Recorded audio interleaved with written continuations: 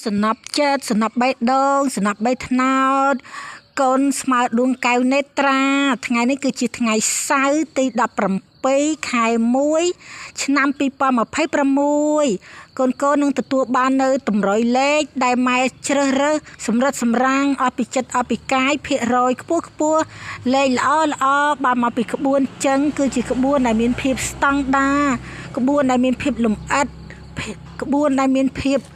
សមមាត្រគ្នាល្អខ្លាំងណាស់កូនអញ្ចឹងក្បួនល្អយើងប្រើពេលឲ្យច្រើនក្នុងការផ្ទៀងផ្ទាត់ម្ដងហើយម្ដងទៀតដើម្បីឲ្យប្រកាសថាលេខចេញចំថ្ងៃឲ្យកូនចាក់ត្រូវចំណេញលុយហេងចំណេញលុយលៀប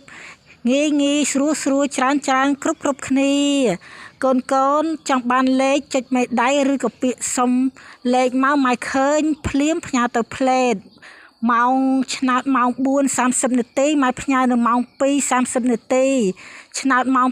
6:30 នាទីម៉ែផ្ញើនៅម៉ោង 4:50 នាទីចាកូនសម្លាញ់ចិត្តណាដែលចង់ចូលជាសមាជិកគឺ7ថ្ងៃ 50000 15ថ្ងៃ 80000 មួយខែពេញបឹបគឺ150,000ណាកូនឃើញវីដេអូម៉ែហើយជួយ like ជួយ share ផងកូនដើម្បីឲ្យម៉ែសប្បាយចិត្តមាន power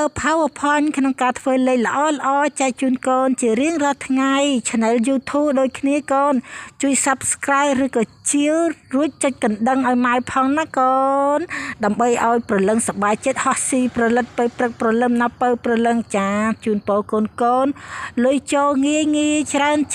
គ្រប់ពេលវេលាគ្រប់ទីកន្លែងមិនថាកូនកំពុងរកស៊ីធ្វើការឲ្យ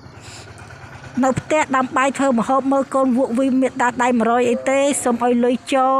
លក្នុងកង់ទុតបើកកង់មកឃើញណែនដូចកតំចាក្នុងទូដៃសិតទៅលុយក្នុងកាបូបស្ពាយចាប់ខ្លួននឹងសិតទៅលុយហេងគ្រប់គ្នា I love you love គេ